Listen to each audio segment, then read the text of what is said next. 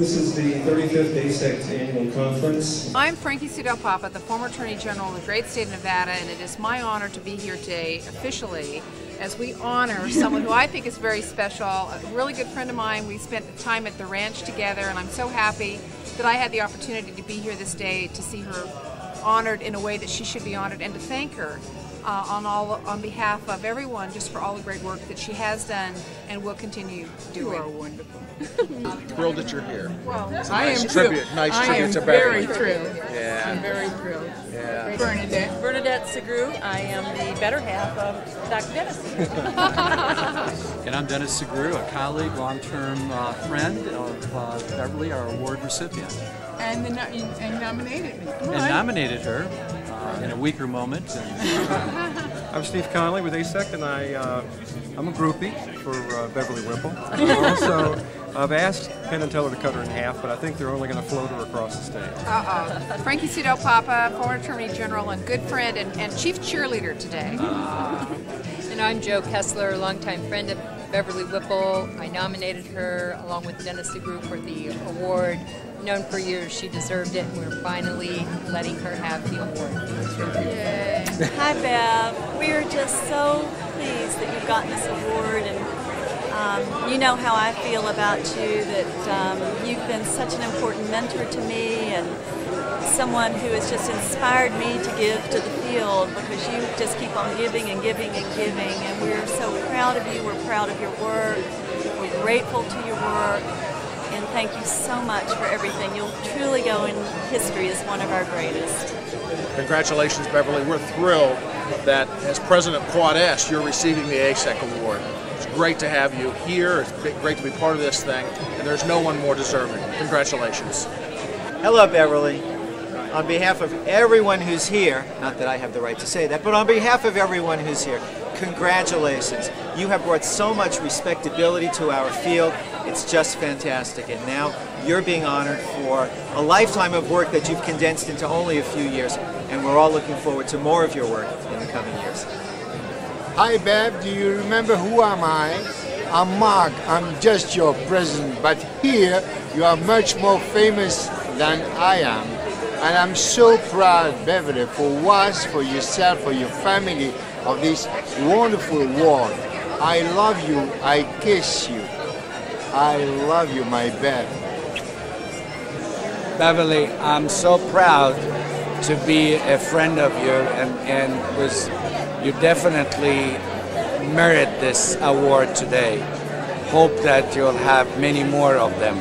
Good wishes for you. Beverly, I am so happy to be here on this day to offer my congratulations to you. And there are so many people around the world, people that you have touched their lives, you have given so much of yourself to, that are celebrating this occasion. And I know that they wish that they were here with us today. This is your day. Congratulations. You're such a wonderful person, one of the most fabulous people I know. I love you, Beverly. I can't imagine anyone more deserving of an award for excellence and your amazing contribution to the field of sexology. You are absolutely one of the most inspiring, energetic, and energizing people I know. We love you, and we're so proud of your accomplishment here. Hi, sweetheart. This is all special just for you on your special day. I'm really thrilled to be here and being able to do this videotaping. Actually, Patty is doing the taping right now for you, but this is really a great day, and I hope you and your family really enjoy this. Love you, sweetie. And now I want to introduce to you Dr. Patty Britton, who's a representative, vice president, I believe, of the Foundation for the Scientific Study of Sexuality, which is contributing the money to this year's award winner.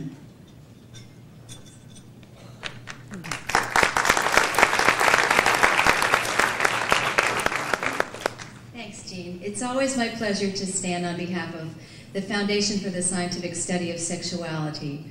For those who don't know about the Foundation, or FSSS, we have a website at fsssonline.org. Please check it out. And it is really our honor and pleasure to be supporting this award today for Beverly Whipple.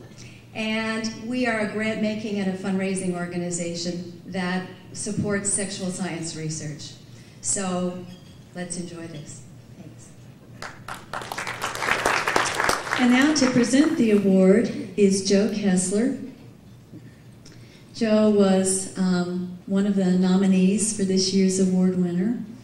And Joe has also been very active in AASECT, serving originally as the District 1 representative to the board and then Professional Education Committee chair right before Linda Lotz. And so she's going to talk about our award winner. This was such an easy nomination to make, and it was easy to get people to support the nomination. Our award winner for Professional Standard of Excellence is a scholar, a researcher, a woman's sexuality advocate, a networker, and a nudge par excellence. She's a mentor to many. She's a role model to many more. She's detail-oriented, she's thoughtful, she's thought-provoking. She's a leader, a writer, an editor, and seemingly tireless professional. She's also a mother, a grandmother, and an enduring, endearing friend. I'm talking about Beverly Whipple, PhD, RN, who is a fellow in the American Academy of Nursing. She's a professor emerita at Rutgers University. She is currently the president of the Society of the Scientific Study of Sexuality. She's a vice president of the World Association for Sexology. She is a director of the International Society for the Study of Women's Sexual Health. She's past president of AASECT, and she's certified by AASECT as a sex educator and counselor. And because it's Beverly, I tell you, I did check all those references, and they're accurate. Few people have had as comparable an impact on our field as Beverly. As a researcher, she has been prolific, publishing 3 books and over 125 journal articles and chapters. Her name is synonymous with the G-spot, and her pioneering work in this area has sparked discussions in academia and in the bedroom. She has been the recipient of the Hugo G. Beagle Research Award for Research Excellence, the New Jersey State Nurses Association Award for Excellence in Nursing Research, and the Distinguished Scientific Achievement Award for the Society for the Scientific Study of Sexuality. She is also a fellow of the Society for the Scientific Study of Sexuality, and as I said, a fellow in the American Academy of Nursing. As an educator, Dr. Whipple has lectured around the world to both professional and non-professional audiences. Her information is always timely and clear. Her delivery, while a little rapid, is energizing and delightful. She has appeared on radio and television and is frequently quoted in the popular press. Another sampling of her tireless activities, generally on a daily or weekly basis. She has served multiple terms on the AASECT board, multiple terms on the QuadS board. She's a member of the board of directors for the FSSS. She is the first person to have held the office of president in both AASECT, followed by presidency in QuadS, and she is currently the vice president of the World Association for Sexology. Dr. Whipple, a consummate researcher, educator, and leader in our field. But even more important than that, she's a wonderful human being, and she's my friend, Dr. Beverly Whipple.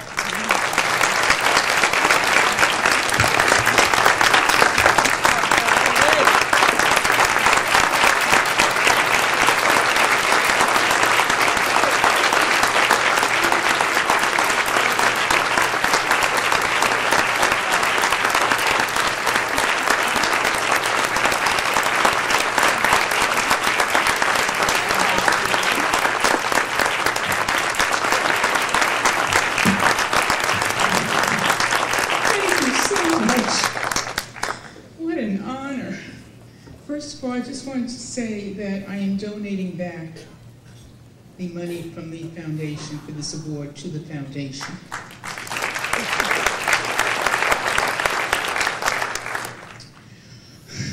I'm really nervous. I sincerely want to thank AASECT and my colleagues and friends for this award, and so many of you are here. This is just wonderful.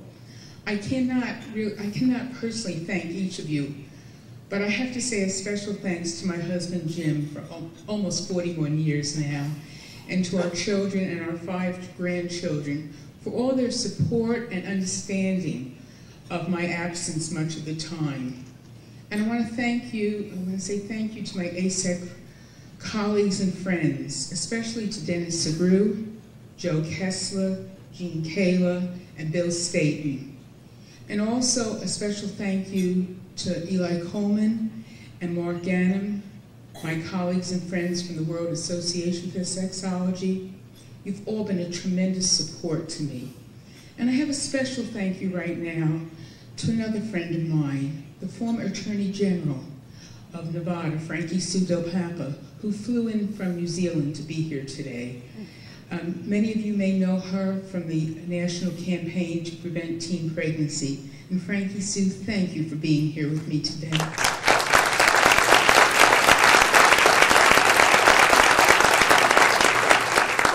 To me, this award is an example of how we all support each other in this field. I was president of AASECT when I received the Distinguished Scientific Achievement Award from Quad S at our joint meeting in Los Angeles in 1998. What an honor that was. And now, as president of Quad S, to be receiving the Professional Standard of Excellence Award from AASECT, another honor. And you know, we can and we will all continue to work together. And I know Jean put a plug in, but let me also take this opportunity to invite all of you to come to the AASECT and the Quad S, my good, sorry, the Quad S annual meeting in San Antonio, November 6th through 9th, and visit our booth here, the Quad S booth, for more information. When I was president of AASECT, we opened cachet to other organizations in North America. And now, as Jean mentioned, we now have the North American Federation of Sexuality Organizations. And this is a big step in all of us working together. I truly believe in promoting sexual health and sexual rights around the world. And I've devoted much of my life to this endeavor. For those of you who know me well, you know that I'm tenacious and a nudge, but I'm also a risk taker. At the AASECT meeting in Atlanta in 2000, I gave a very short presidential address during the luncheon on risk-taking, because at that time AASECT was in a period of transition. And look at where AASECT has gone by taking some risks, way beyond where we were in the year 2000. So I'm going to take another risk now. I want to tell you how important I feel it is for you to hang in there with your professional organizations, even if you don't always agree with their decisions that have been made. For example, as Joe told you, I have over 125 research publications, and I've published now 4 books. My newest one just came out last month. And I feel like I've worked very hard and have made some contributions to the field. But you know, AASECT has rejected my proposals to speak at its conferences 3 times, including this meeting. And you know, I'm still hanging in there supporting AASECT. I'm not saying if you don't like my work, I won't play with you.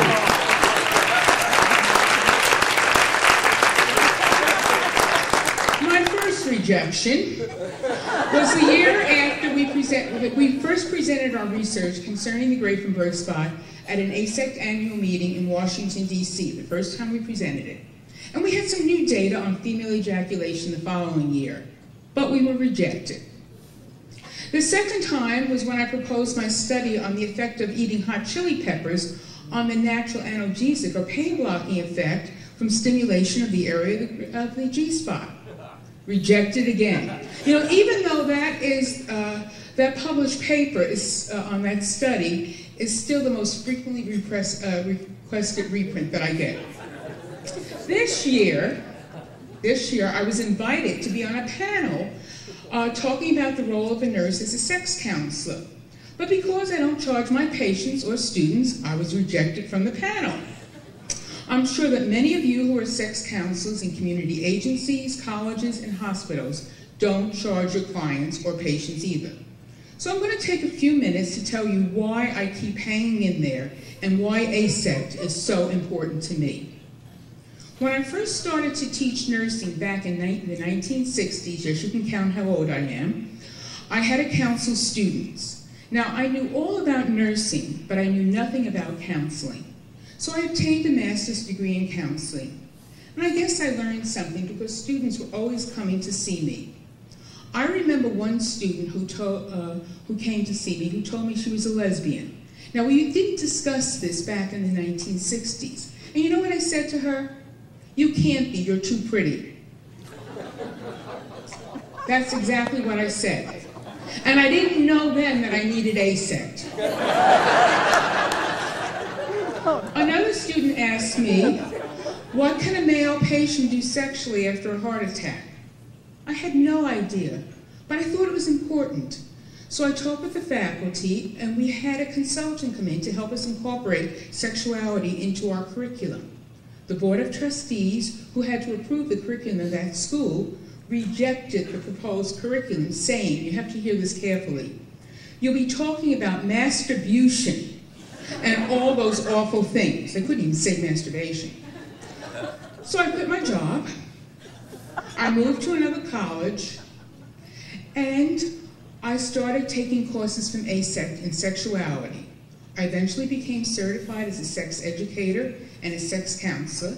I started teaching human sexuality courses at the new college, and I still kept in touch with my student who told me she was a lesbian. Yes, she still talked to me. I have no idea why. But I have a copy of her master's thesis from the late 1970s on health care of lesbians. But I think you see how much I needed AASECT and how much AASECT has done for me. When QuadAS pulled out of the joint meetings, I didn't quit QuadAS, but I tried to work within the organizations. And now I'm QuadAS president and still trying to help the organizations to work together. I really encourage each of you to do more than you are now for your professional organizations. Volunteer to be on committees. Support other organizations by attending their meetings, and work within your communities, states, and countries to promote sexual health and sexual rights. By working together, we can achieve the goals of our organizations, of the Surgeon General's call to action for sexual health, and of the World Health Organization's new initiatives on sexual health and sexual rights. Sometimes when I finish talking to a high-powered group, such as this one, I often read a poem called Life. Now, I don't have time to do that today, but let me share the beginning and the end of that poem with you, and I hope the message helps you as it has helped me. It goes, "Imagine life as a game in which you are juggling some 5 balls in the air, and you name them work, family, health, friends, and spirit. And you're keeping all of these in the air. You will soon understand that work is a rubber ball. If you drop it, it will bounce back. But the other 4 balls, family, health, friends, and spirit, are made of glass. If you drop one of these, they will be irrevocably scuffed, marked, nicked, damaged, or even shattered. They will never be the same. You must understand that and strive for balance in your life." The poem then goes on to tell you how to do this. But then it ends with, "Don't run through life so fast that you forget not only where you've been, but also where you were going. Life is not a race, but a journey to be savored each step of the way. Yesterday is history, tomorrow is mystery, and today is a gift. That's why we call it the present. Thank you so much for giving me this prestigious award. Thank you for allowing me to be a risk taker and share some of my stories and my goals. And thank each of you for being a part of AASECT."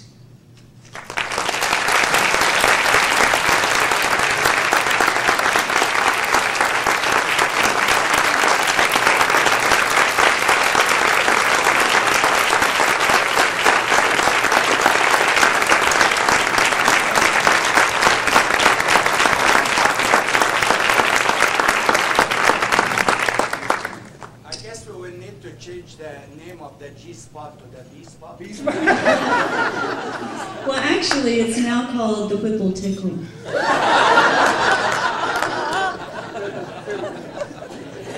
If we had had more time, I would have read you excerpts of the letter that I wrote to Bev congratulating her from the AASECT board. And just to say very quickly that I am very aware, because she'll email me and she said, well, I just got back from Jordan, and but I've got to leave for Greece, so I only have a few times to work on this thing you sent me. This woman works tirelessly for our organization still. I don't know how she does it, but we're just really grateful to you, Bev.